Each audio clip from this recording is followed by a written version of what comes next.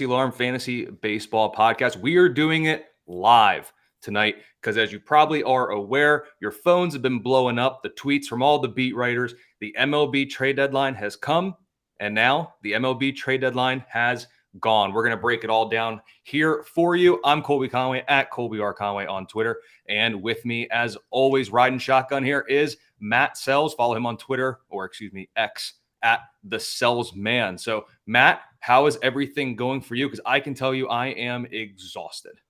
Yeah, it's been kind of a crazy ride for the last few days, right? Like this started. I don't know. Do we want to give credit for the Rangers jumping this off with getting a Roldis Chapman like 2 weeks ago? And then it's just picked up steam, right? And then we had some teams that should have been sellers that turned out to be buyers, and vice versa. And then some others that just sat there and watched the Twitter scroll happen. Like I don't know what some of these teams are doing. So yeah, I'm kind of exhausted. I don't know what to make of a lot of these trades. So hopefully you and I can talk through them together and, get opinions, see what's up. But yeah, it's been a little nuts. Yeah, to say the least. It's been very interesting. Every deadline is unique in its own way. Last year was headlined by the Juan Soto deal and the boatload of prospects that they got back for him for those high name pedigree prospects. And then this deadline, we had a couple higher pedigree prospects go, but no Juan Soto-esque deal in terms of a whole package of prospects. I mean, obviously we had Justin Verlander go back to Houston. We've seen some other big pitchers move, but in terms of the prospects, we'll get into those and some of the deals that are worth noting. But Matt, I sent you a message earlier this afternoon, and I said, this trade deadline seems to be the trade deadline of the pitcher. We always see bullpen arms go. That's inevitable. You always need those bullpen guys. But when you think about it, if you were to ask, I don't know, 8 to 10 random people and to say, hey, the MLB trade deadline, let me say random people as in still baseball fans, name 3 players that were traded, I would say the majority of them are going to give you 3 pitchers that were traded. Like the marquee names dealt were all pitchers. So do you think that this trade deadline was the week of the pitcher or the deadline of the pitcher? For sure. I mean, once Shohei Ohtani, who I guess counts as both a bat and a pitcher, right? Because he's awesome and a unicorn.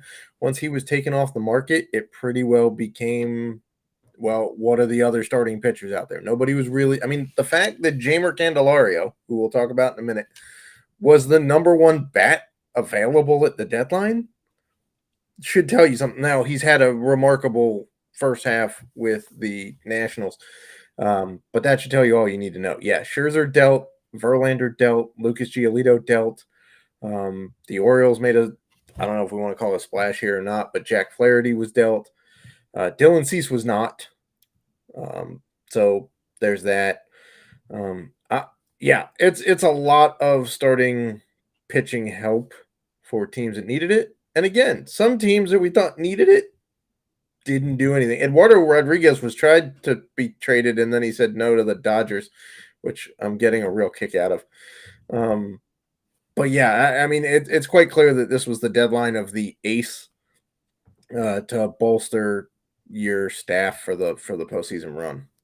Yep, and then per a tweet that I'm seeing that was retweeted, it sounds like it was Eduardo Rodriguez nixed the deal due to citing a desire to remain closer to family on the East Coast. So that seems to be what happened there. That was the deal that got nixed by Eduardo Rodriguez. But let's start with some of the marquee pitcher deals that we saw. None other than Justin Verlander going back to the Houston Astros. I told you before we jumped on, they're trying to run it back. Houston is getting the boys back together. They're getting the band back together. They're trying to make that championship run again. And it's really hard to falter them because Verlander is a quality arm, obviously. He has the postseason experience, absolute bulldog on the mound.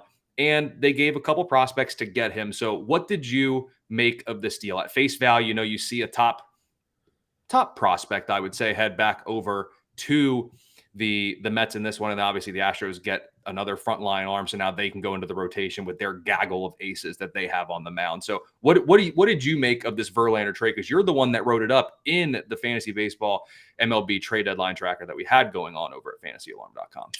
So on its surface, I think it's interesting, right? Obviously, Verlander had a no trade clause. He was going to be able to dictate where he wanted to go. Clearly, going back to Houston, where he's won 2 Cy Youngs and 2 World Series, and he's very familiar with that team, made a lot of sense. But from a prospect standpoint, a lot of people, including myself, didn't think they had enough guys to get a deal done.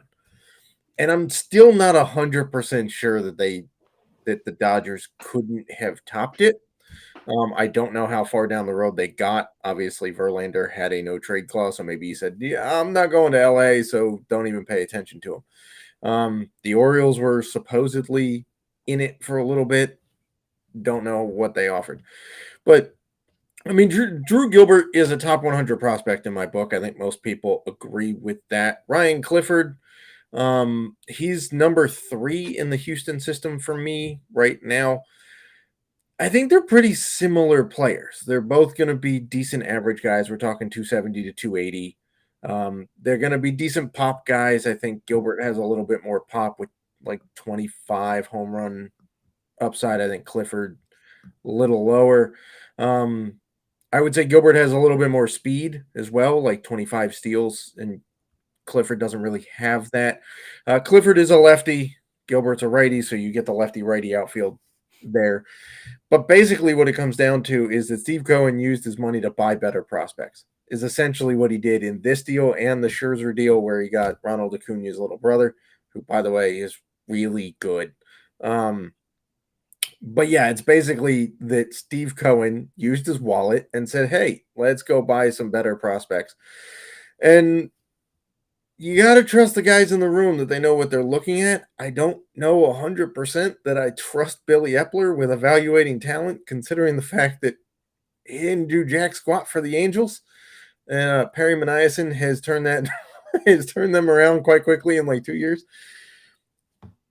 But it is what it is, right? Maybe Verlander only ever said, I want to go to Houston, and they had to deal with that, and that's what they were able to get. So we'll see. It's a couple year rebuild now for the Mets, who, interestingly, and I don't know if you heard this, but if you count the dead money from the Mets contracts that they're paying people not to be on the team next year, the dead money for the Mets is probably going to be the 7th highest payroll in baseball at like $160 million. I mean, they're paying $90 million to Scherzer and Verlander to not pitch for the Mets. Yeah, and then the haul they got back for those in dynasty formats. I know you mentioned a little bit about them. What are we thinking is it would be pretty foolish for them to call them up here, for the Mets to call these guys up here down the stretch. We're not going to see them here No. this season. Gilbert, higher ranked, probably a better chance to see him in 2024 if things go well. Is that kind of what you're looking at? And then what about Clifford then as well? Yeah, Clifford's a little bit further behind. He's 20 and he's in high A, class A, depending on what the Mets decide to do with his assignment. Drew Gilbert is 22 and he's in double A. I don't know if you want to really.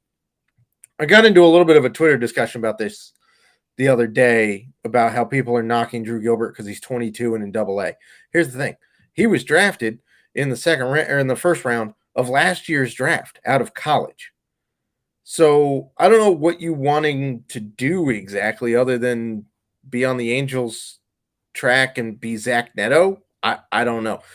But interestingly, Blade Tidwell, who was a top 10 prospect for the Mets, was a college teammate of Gilbert's at the University of Tennessee and was also drafted last year about, 10 picks after Gilbert was. So I would expect Gilbert to be up probably mid-2024, considering the fact he's got 60 games under his belt at Double-A this year. I would expect Clifford to be up probably mid-2025.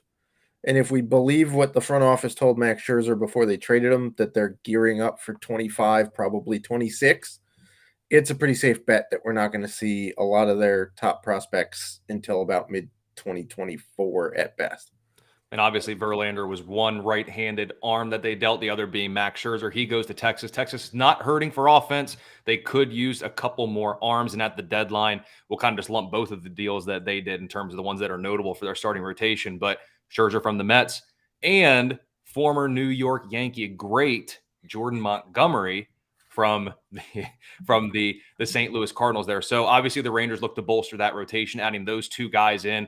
I'm going to assume, I know they say you shouldn't assume, but I'm going to assume that you like the return in the Scherzer deal for the Mets more so than the Verlander one, just because of the high-end ceiling of the player they got back is probably higher. Is my assumption Yeah, I correct? think Luis Angel Acuna is higher. I have him higher ranked than either of the guys from the Astros. He's really good. To quote Ronald Acuna Jr., who would know better than most because they're brothers, Ronald said Luis Angel is better than he was at that age, has a better feel for the zone, has better overall skill set. So Mets fans, do what you will with that. I still think his hit tool needs a little bit of refining, but the power and speed is right there with his older brother.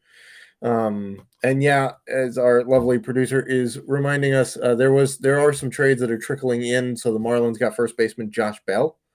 I do not know what the return is for that, but there's two bats that the Marlins have gotten between Berger and Bell. Maybe if Berger goes Oppo Taco, then they'll go open a Taco Bell. I don't know. Ooh, Khalil Watson and Gene Segura are headed to Cleveland for Josh Bell. That is interesting. Miami needed bats in the worst way. Like they're coming into the deadline, there were things that we knew that were going to happen. Correct. Or at least that we presumed. Like the Yankees would get a starter. There's a dig to the Yankees fans right there that they didn't do that. They've got Kenyon Middleton, of course, which that one will be in the trade deadline tracker. We'll write it up. It'll get all of about 4.5 sentences that I'll probably write up. So there is that one. But Miami was going to get a bat. When you looked at their farm system, you're the prospect guy, and I looked at your rankings. When you look at their top end prospects, it is pitcher heavy. And that's even with Yuri Perez graduating out of prospectum or whatever word you want to use, that he graduated from your list in there. So he's not even there. So I'm not even counting him.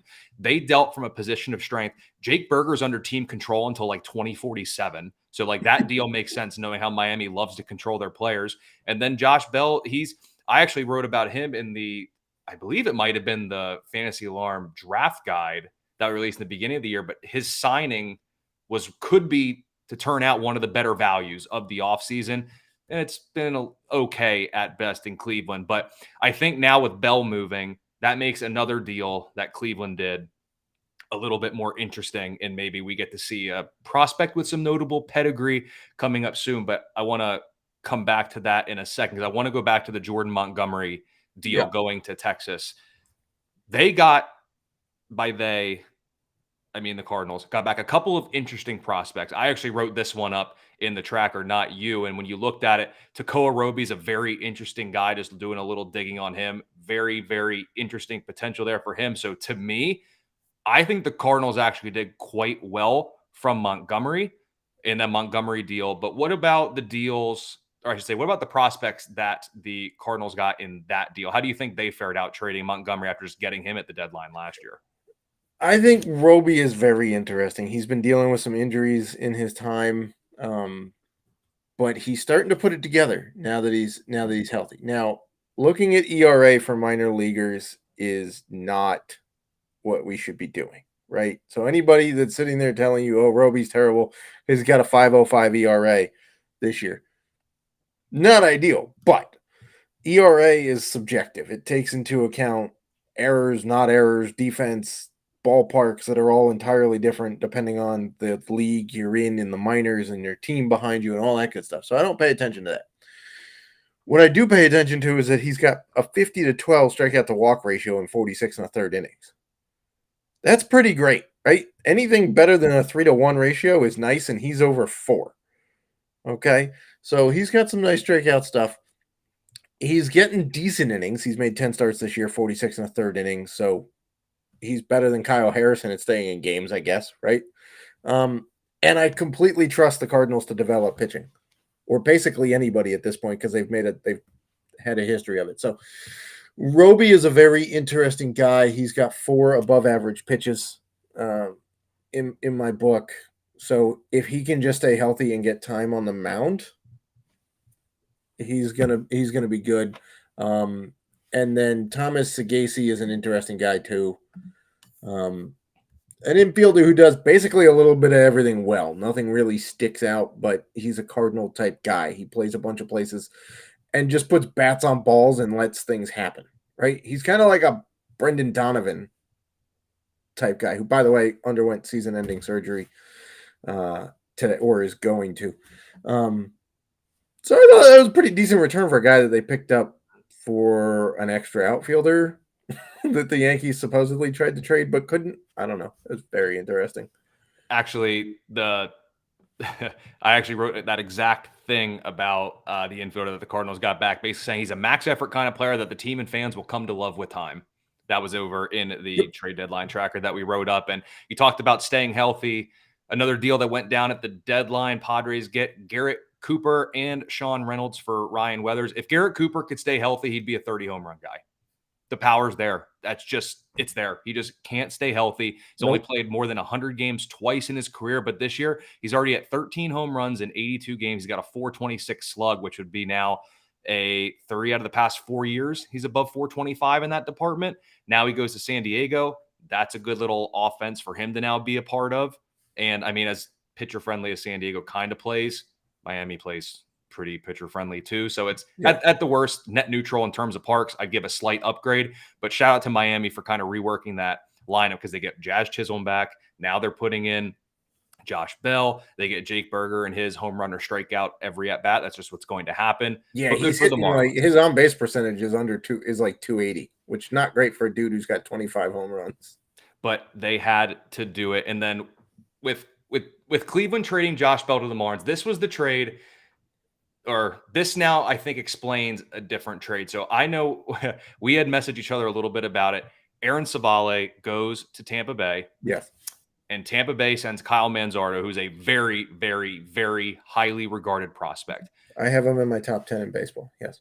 Yes. I included that in the trade deadline tracker that we have at Fantasy Alarm. And here's the thing that was interesting to me. At first glance, last year, the Juan Soto deal was the one that netted all the big name prospects. Now this year, it's the Aaron Savale trade that nets a big name prospect. I know he's got team control. The Rays love that. Savale is a good but not great pitcher. I may be a little bit more skeptical of him than others. He's been very good this year. I will give him that. Although, to me, in the fantasy realm, he doesn't get the credit he deserves because he doesn't strike anybody out, and we all know that we love that in fantasy baseball. But Manzardo added some much needed power and first base help in that Cleveland system. So to me, I almost think, let me tell you what I think. And then the next part that comes with it. To me, it seems like the Rays overpaid for Savale because Manzardo is a very highly regarded prospect.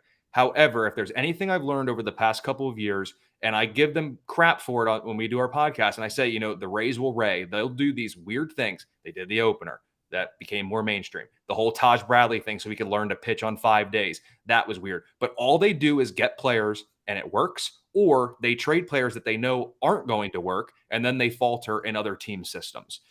Correct. I don't know what to make of any single bleeping trade that the Rays do, because every time I think they overpay or they screwed up, a couple of weeks later, boom, I look like the dummy. So make some light of this trade for me, or are my reactions at this time on August 1st valid? I think what they needed was pitching depth right now. And the team control helps, right? Because Savali's under contract for like another 2 years, right? I think it's through 2025, if I'm not mistaken. And they've got some dudes who may be coming back this year, may not be, probably not till next year. So they'll worry about an overflow of pitchers in their rotation next year.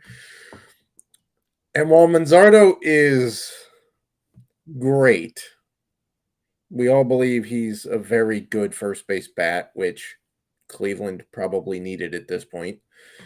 There are 2 more dudes in their farm system that could come up right now and fill in that spot. Like Junior Caminero plays second base and third base, but could also probably play first base. But if you want Caminero at third base, you could stick a guy named Curtis Mead at first base or second base, right? Like the Rays are very good at plug and play dudes. And so they have, and Basabe could play first base too if we really wanted to. They have a guy who's not going to be up for a couple more years, but Xavier Isaac is a first base prospect they have who's 19, who's in their top 10 in their system. So like they just reload, man. They're good. And at this point, if I were Cleveland fans, I might wonder if there was something wrong with Manzardo, because the Rays have a very good history of trading dudes that don't work out. Like name wise, like you can trade on credit if you're the Rays because they develop so many good dudes, right? But it's to the point where, and same with the Braves, if they're willing to offer you somebody, I would be a little cautious that they're not gonna pan out for you, and the Rays are actually gonna win the trade. So we'll see. Also, I like Savali's upside in Tampa. Because remember, we all thought that they were nuts for signing Zach Eflin to the deal they signed. The largest free agent contract in Tampa history went to Zach Eflin. What did he do before he got injured? He was dominant, man. He was striking out people left and right. The spin rates were up. They work wonders with pitchers. So I think they discovered something that they like about Savali and went for it. Do you think, I'm guessing, I'll assume again, because I guess that's going to be my nature of the show. I'm just going to assume what you're going to say or thinking about it. For fantasy baseball managers out there that have Savali, they're excited about the move over to Tampa Bay. Can the Tampa Bay brass get some more strikeouts out of Savali? Yes. Okay. That's what I thought you'd say. You made I mean, they got more out of Eflin than we thought. True. It's just, can they do it with Savali? I mean, and Savali's good, not great. Was anybody talking about Springs before he started starting for Tampa? No, not really, No. right? Like, they just get dudes, and when they step on the mound for Tampa, they strike everybody out as long as they're healthy, and then their arm falls off, and then they recycle, right? So we'll see. I would be concerned about injury with Savali, though, given the injury history with Tampa right now. Do you think we see Manzardo before season's end in Cleveland? I think as a September guy, yeah. I'm not sure you see him before September. Keep in mind, though, it is only a 28-man roster in September now, not the 40-man. So, we'll have to see where they are in the standings, but I would suspect that they would let him get a taste of the majors in September at this point, yeah. I mean, you had him highly ranked in your system or in your rankings and everything. Number 7, I had written down here 7 overall, second for the Rays. He has not been as good here in AAA of late. He's been dealing with an injury that he's just getting over. So he had an injury that took him a little bit to get over, which explains the slump of late. But he's starting to turn it back around. And then one other pitcher deal that came in when the Dodgers missed, or not really missed, but Eduardo Rodriguez nixed the deal. They did get Ryan Yarbrough from the Royals. So the Dodgers do add to their rotation / long relief / bullpen, whatever. Yeah, they also traded capacity he's going to fill. Too. You what? They traded Phil Bickford. Yep. So that was in that. And then in the bullpen, we always see the bullpen deals. A lot of times, it's middle reliever for middle reliever, or closer becomes setup man on their new teams. We had 2 where I at least think the roles are very clearly defined. So the first one, Toronto wanted bullpen help. They go get Jordan Hicks from St. Louis. Cardinals weren't going to get Hicks on a deal, on like a multi-year deal, so it made sense that they were going to trade him. That's pretty much the same reason for Flaherty getting dealt, because it was time to move on in that regards. But Jordan Hicks is Jordan Romano insurance. Romano's on the IL right now, I believe, with a ailing back. So for now, I know a question popped up in our Discord about it. I know I had answered it, but Hicks is probably going to close games for Toronto now, and then Romano comes back. I would assume Romano closes, Hicks becomes primary setup man, but in that regard, Jordan Hicks has finally dipped into the strikeout potential. He's always been this guy that could throw 117 miles an hour, but he never struck anybody out, and it made no sense. And he's finally dipped his toes into the strikeout waters this season. So talk about this move for Toronto and really the value of him in the bullpen down the stretch for this team. Well, we saw what the Braves did when they traded for Raisel Iglesias last year, right? Like, they had a lockdown closer, and then they added Raisel Iglesias, and what happened? They were a dominating bullpen. So I think the Blue Jays needed that. Could they have used a starter? Probably, because Chris Bassett's not right. I don't know what's I don't know what happened to Chris Bassett, but he's not right. But if you're not going to get depth out of your starting rotation, then you need depth in your bullpen. So I like this move a lot. I think it gives them some matchup possibilities. Gives Romano a little bit, even when he's healthy, it gives him some off time down the stretch so he can be 100% good for what we expect to be a postseason run for Toronto, considering the fact that the Red Sox and Yankees, who are behind them, didn't really do very much at all at the deadline. Yeah, I mean, the Red Sox just got Luis Urias, but does that really move the needle? I don't know. So yeah, I mean, depth in the bullpen is key, but there is one bullpen move that I am very curious to get your opinion on, which is Andrew Chafin being sent to the Brewers from the Diamondbacks. The Yeah. Diamondbacks needed bullpen help. That's why they traded for Paul Sewald, right? Mm-hmm. And then they go and ship one of their better arms out. Like, there's been 3 other dudes that have been blowing leads left, right, and sideways for the Diamondbacks, and Chafin wasn't really one of them. Not only did they ship Chafin out of town, they sent him to a team that they're tied with in the standings for the wild card right now. And I don't know what they got back. I think it's a player to be named later, maybe cash. I don't know. But what are your thoughts on Chafin being like? It's a weird move. It is a weird move because it's one of those things where it's like last year when the Yankees dealt Montgomery, we talked about it. Like, the Yankees need starting pitching. Why are you trading a starting pitcher? Right. Like, it's one of those things. I wrote about it in the Paul Sewald deal. With the Diamondbacks at the 7th worst ERA among its bullpen and high leverage situation, the 3rd lowest left on base percentage. They don't strand runners. They haven't done it. So they made the deal with the Mariners to basically solidify the 9th inning. Then you can move Chafin into the setup role along with the other bunch of dudes that they have there in the back end of that. Now they trade Chafin out to Milwaukee. They got some other reliever who's not as good as Chafin, and Chafin's going to go to Milwaukee and serve a need. They need another lefty arm in that pen. Interestingly enough, if I remember correctly, Chafin has not been as good against lefties this year as he's normally been, which is pretty interesting Yeah, for I think him. he's But I actually think, got reverse splits. yeah, but that has not been the case more often than not. He's usually better against lefties. So yeah, it's a weird move to trade from a position that you probably went into the deadline, knew that you were going to address. And as good as Paul Sewald is, it's not like just getting him, I would say, well, our bullpen's good now. Now we can move pieces from it. Like, he definitely helps, sure, but I'm still not calling it a position of strength yet. Just because No. you got one guy. Like, you didn't add Shohei Ohtani, you didn't add a Justin Verlander, you added a very good reliever, but you need more because even at his best, he can go out there, he can throw immaculate innings every single time he goes out there. But guess what? He's probably not throwing more than 3 days in a row. He's not throwing every day. This team's going to be leading ball games. You want as many good arms in the back end of your bullpen as possible. Arizona dealt one. Yeah. Now, if Arizona had gone out and gotten a starter along with Paul Sewald and then dealt Chafin, I wouldn't have as big of an issue with it because now you're getting extra innings from the rotation that you weren't getting, so your bullpen won't be so thin. But as a standalone, and then they went out and got Tommy Pham, which they don't need more outfielders. It's like we talked about. They needed a right-handed bat. That's pretty much a right-handed outfielder because all their guys are left-handed. So I mean, I get it. I understand the move to an extent. I mean, I guess, but like, who's not getting at bats now to get Tommy Pham into that lineup? But it's a good problem to have in reality. Are you taking out Alec Thomas because he's a Gold Glove defensive caliber center fielder? You're not taking out Corbin Carroll, and you already have Lapina, Lourdes Gurriel Jr., and Jake McCarthy splitting time in left field. So, are you taking out one righty bat for another because the guy who was an all-star is slumping?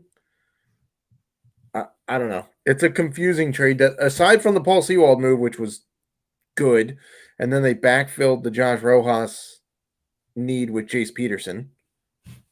Pretty reasonable. Those 2 moves were good. The rest of it was confusing for the Diamondbacks. I don't know what they did. And as in the comments there, James Grande told us Scott Barlow goes to the Padres, and it's Carlos Hernandez season in Kansas City. I love I love Carlos Hernandez because for a guy who's 0-6 on the year, the love and infatuation for this guy is awesome, and I love it. And when you look at the numbers, like there is a legitimate case to be made. Like Yeah. he's not your everyday 0-6 pitcher. Like 1 save on the year, 10 holds. Okay, that's all good, but 3.57 ERA is what it is. But then you got the 2.73 FIP, the 3.49 xFIP. He's finally striking batters out like he did in the early ranks through his minor league career. Carlos Hernandez is going to be a guy to look at. And, we've talked about it multiple times over at fantasyalarm.com. We've been breaking down all these deals, all the ones that have rolled in since we've gone live will get added in. We'll get added into the tracker that we have over there. But if you do have any questions, of course, you can ask us in the Discord. If you're in there, you can try a 7-day free trial, which gets you access to everything over there on the site that you need, www.fantasyalarm.com/allpro. Ask Matt, ask me, ask John, ask James, ask Reelan, ask anybody in those channels what we need to make of any of these moves. And then, Matt, one last thing just from the Paul Sewald deal, Andres Munoz in Seattle. Yep. It's finally his time. There's the elite closer the rest of the way in Seattle. So he's the one you need to know. And then two other pitcher moves that happened early on. Lucas Giolito and Lance Lynn were both moved. But other than those two, any other pitcher deals you find significant that haven't been mentioned yet that you want to talk about before we head over to the offensive side of the ball with a couple of trades that'll definitely not generate as much interest as maybe some of the names dealt from on the mound, but worth talking about nonetheless. I don't know. I mean, the Yankees just traded for Spencer Howard from the Rangers. Okay, but he hasn't really been able to get anybody out at the major league level, and he's been injured. I think we'll be talking about the Yankees a little bit later. That's just a guess. Yeah. Jack Flaherty, interesting move from the O's. They had feelers out on Dylan Cease. I don't know what it was going to cost them to get Dylan Cease. Probably a lot, because Cease is under contract for 2.5 years, and he's a legitimate ace. And he was the only big arm left on the market. Jack Flaherty's a rental, and if he can stay healthy, I don't know what they get out of him. To be perfectly honest, I have no idea what you're going to get out of Jack Flaherty. So but it didn't cost him very much. And so, I think that's the thing, because when other teams were probably trying to trade Baltimore, like they were sniffing around all the big pitchers, they had to. They have enough prospects to do it. Teams that probably went to Baltimore, or they were like, hey, if you're interested in one of our guys, sure, we're just going to want 3 top prospects. And for Baltimore, 3 top prospects are better than probably anybody else. Like Baltimore's got such the deep farm system. Jackson Holliday is the number one. Yeah, Jackson Holliday is their number one prospect and number 1 overall in baseball in my book. But there's no way they're dealing him. Like there's no way. Could they have given up like Heston Kjerstad and Colton Cowser and gotten a pretty decent arm? I would like to think that that's a better deal for, say, Justin Verlander. But maybe JV didn't want to go back home. I don't know. And for those of you wondering why we're still seeing trades file in, it happens every year. The trade was submitted before the deadline. People just don't find out about it until afterwards. I don't know. Nothing else really moves the needle starting wise for me. I mean, Giolito is nice, but we knew about that about a week ago. Lance Lynn, I have no idea what to expect from him going forward. So I don't know. But the AL West arms race between Scherzer and Verlander is going to be fun to watch down the stretch. It sure will. And some of the pitchers that weren't dealt of note, Mitch Keller and David Bednar in Pittsburgh. Obviously, Dylan Cease didn't get moved, and Eduardo Rodriguez tried to get moved, but he ended up nixing the deal. So, Matt, let's talk a little bit about some hitters that have moved. We talked about Jake Burger a little bit already.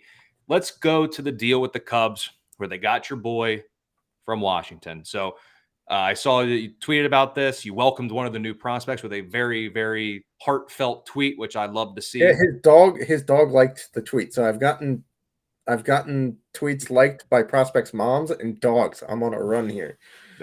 You can't ask for much more than that. But break down the Candelario trade for me. So I think I think it's a pretty even trade, right? The Cubs needed a bat. I was pretty happy to see that they were going to be buyers at the deadline, because I thought they should be. Why not? I mean, I know Marcus Stroman's been terrible down the last 7 starts, but Belly's turned it around. They needed a bat, and Jamer was the best one on the board. And now, by the way, he goes back to the team that signed him originally. For those who don't remember, he was blocked by a guy named Chris Bryant. So they traded Jamer Candelario to the Tigers in the Nick Castellanos rental deal when Castellanos was a Cub. So I think it's a nice move for Jamer. He played really, really well in DC. Couldn't have asked for a better half season from him. I am sad that the Nats did not re-sign him or extend him because I thought it would be nice to have him there and let their third base prospects develop a little bit in Brady House and Morales, who they just drafted. But the return, I thought was pretty nice. Those people who want to dog Mike Rizzo because he had 8 teams interested and they think that Rizzo turned down a top 100 prospect to go with this Cubs deal, I don't see where that would have been on the table. Maybe if he had held out until 5:45 tonight, maybe, but it wasn't really that big of a bat market. So getting DJ Hers from the Cubs he's very interesting. There's a lot of difference between his floor and his ceiling. Okay. His floor is a high strikeout lefty reliever. That's pretty nice. We can deal with that. His ceiling is a mid-rotation lefty starter.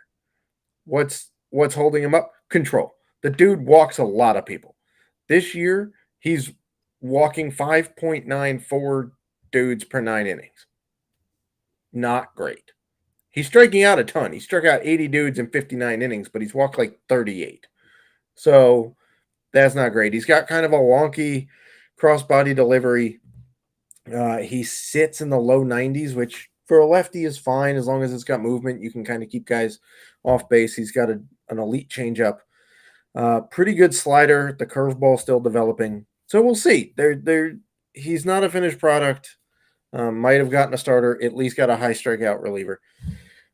Kevin Made, the shortstop, 19 years old.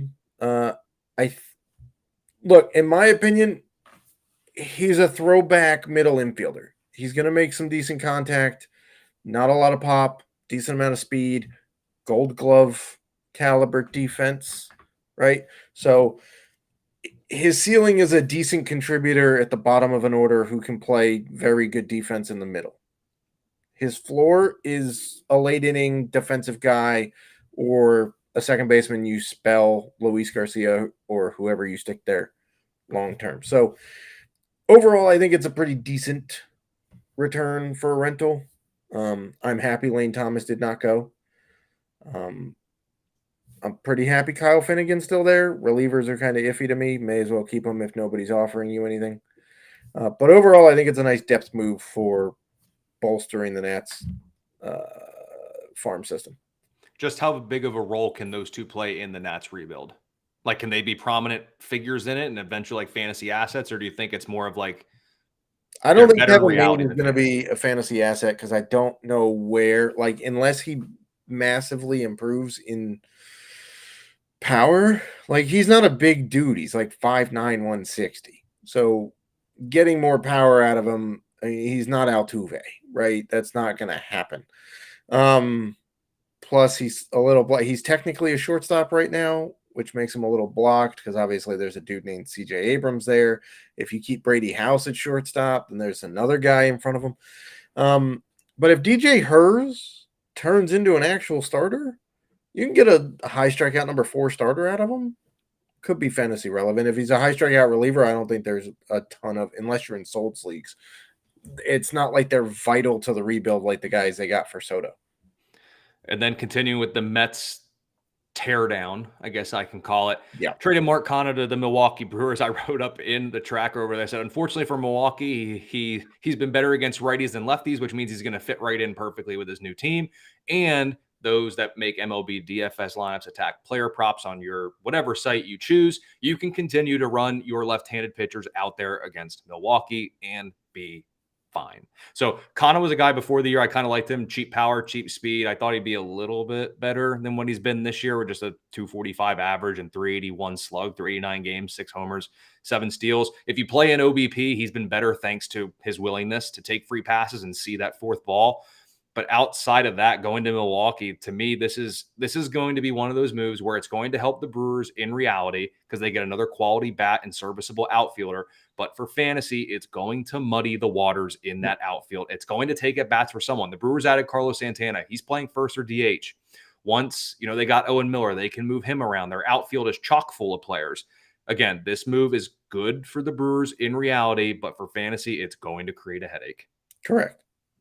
Yep. I mean, there's nothing more really to be. I mean, him not being good along with every other Met is the reason why the Mets tore down, right? Like if the Mets were doing what they were supposed to do at a $377 million payroll, they wouldn't have traded Scherzer or Verlander or Kana or any of the other or Tommy Pham or any of the other four dudes that they were talking about trading, or Dave Robertson for that matter. They wouldn't have done it. So I agree it's a better reality trade than fantasy, but when teams are making trades, they're not caring about your fantasy team. They just want to make the playoffs and have a shot at the title. How dare they? I know, right? A little mean. I mean, they should care about the 11 teams that I have. Where on each different team, I need different things to happen. Like, they should be aware of that. They should know which team I'm sacrificing at bats for the betterment of the other one that actually made the playoffs versus the one that didn't, and there's more money on the line for that one. They should definitely be all over my best balls and see what I need. I'm not asking for much, just to care about my fantasy team and maybe not as much your reality team. Your $1 billion entity, your $1 billion venture versus my $20 buy-in. Come on, let's think about it here. But I digress. Anyway, and then last but not least, in the last edition of our podcast, we kind of talked about how I was very, very skeptical of what the Angels were doing, because it was like, this could all be for nothing. You're going to bring in all these pieces just to watch Ohtani walk at the season's end. They go out and they get CJ Cron and Randall Grichuk from Colorado. The more I came around to it, I'm going to flip my stance a little bit. Do I love it? No, I still don't love it. But I'm at the point where you had said last week, you have to respect what they're doing. And I do respect that they are trying, and they're trying to put the pieces around this team. I believe Mike Trout's going to start swinging a bat soon. And he had dry swings, I think, today. Yeah. Yep. So he's working his way back. You can mix him into the lineup at some point. They've added some pieces here at the deadline. They made an active attempt to go for it. And for a team that has been, I hate to say not relevant because they have Mike Trout and Shohei Ohtani, but for a team in reality in terms of team's performance and finishing in the standings, for a team that has been largely not relevant for a couple years with two of the game's best, it's good to see them actually making a move for it. It could still all be all for nothing at the season's end if Ohtani walks, but you got to give them credit. And it's one of those things where they're going for it. I have to respect that they're at least attempting this and not just trying to flounder the rest of the way, and fingers crossed that Shohei doesn't leave us that season. So let me put forward, because I had the stance that I respect what they're doing, and the more I look at it, I'm of the belief that Ohtani stays with the Angels. I don't think it's going to take $600 million to sign him. I think he's going to take a steep discount to stay with the Angels because they let him have free reign to do whatever the heck he needs to do to be this good at baseball. Not to mention that the endorsement deals he has vastly outweighs the salary he makes in baseball right now. Like, it's not even close. And those, I don't think, will translate very well to a lot of places. Sure, if he goes to New York, sure. But are we also sure that he's going to be this good in a major media market? Like, if he goes to the Dodgers, there's a lot more pressure than when he's on the Angels. So, but one last thing. Are we so sure that the Angels would, like, if people didn't get hurt, are we so sure that the Angels would be, like, anywhere close to thinking about trading Ohtani? You realize they have an entire infield on the IL right now? Logan O'Hoppe, Max Stassi. There's catcher in first. Rendon, third base, for whatever it's worth. Brendan Drury, second base. Gio Urshela could play third base.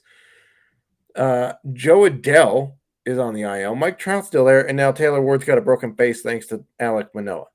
That's an entire starting lineup that's on the IL, and then you have Shohei Ohtani at DH. So they basically had to remake their entire starting lineup around him, and they're still in the playoff picture. It's like the AL West version of the Rays, where they have an injured starting rotation that could compete and maybe be a top unit in third of baseball. Like And I mean, Griffin Canning just got injured for the pitching staff.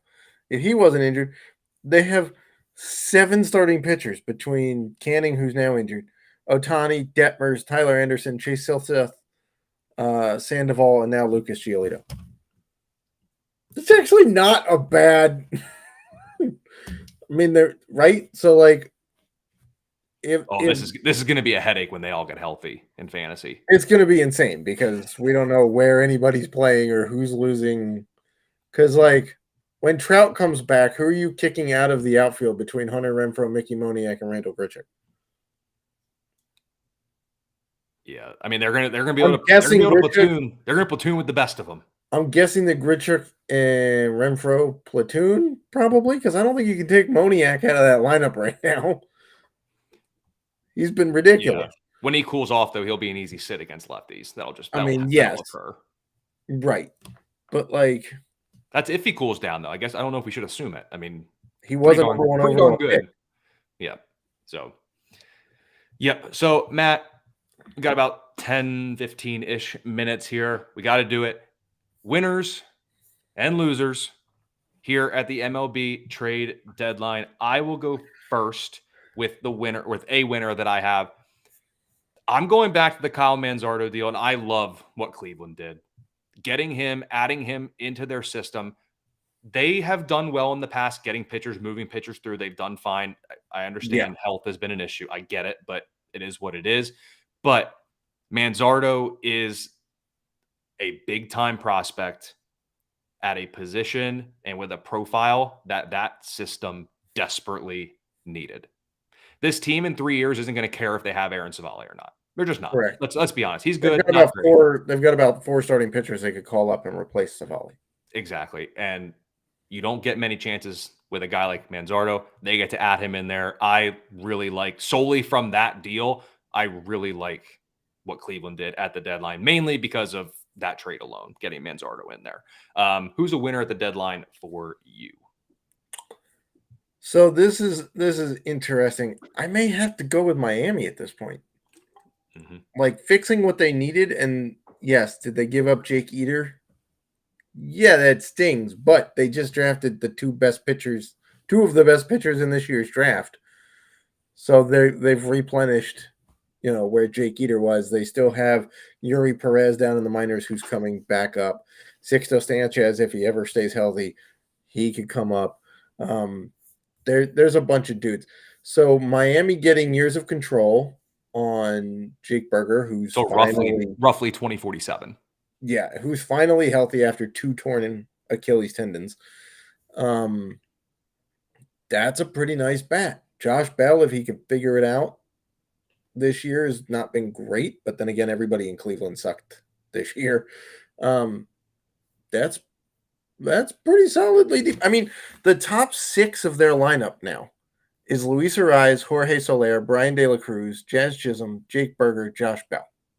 Mm-hmm. That's pretty solid. I mean, Avisail Garcia has been terrible in the batter's box for them since they signed him. Joey Wendell could still, do all right. Jacob Stallings is just a defensive catcher, right? Mm-hmm. He's not going to make or break. And then let's not forget that they have John Birdie on the bench who can come in and jack like 47 bases when he's not even a starting player. And their starting staff is pretty good. I mean, we talked about Yuri Perez in the minors. Their starting staff is Alcantara, Braxton Garrett, Cueto, Luzardo, and Edward Cabrera. That's pretty solid. Mm-hmm. So I would say that for not giving up much, I mean, they did give up Jake Eater, but they have basically as much years of control of Burger as they do of Eater. I think they win at this point. Yep. I like what they did as well. Another one that I have, it's a bit chalky, but I'll say it anyway. Texas did what they needed to do. They got arms. They added the rotation. They got a good one in Max Scherzer, hoping that he can find that elite form again, and then a very reliable Jordan Montgomery. That's, at the end of the day, Jordan Montgomery's not going to be – it's kind of like last year. He's not the sexy move that you make at the deadline. He's not the one that's going to set Twitter ablaze in a positive way because of his play. But all he does is go out there. He'll give you 5 to 6 very solid innings. He keeps you in games. And for him to be that team's SP maybe 3 at the high end, 5 at the back end. You can't ask for much more than that. So I think Texas did exactly what they needed to do. And while Jonah Heim is injured, they also got Austin Hedges, former Pittsburgh great. He can't hit a lick at all. I mean, it's been like 5 years since he hit above the Mendoza line. Defensive-minded catcher, very, very good defensively. I would expect him to be Scherzer's private catcher.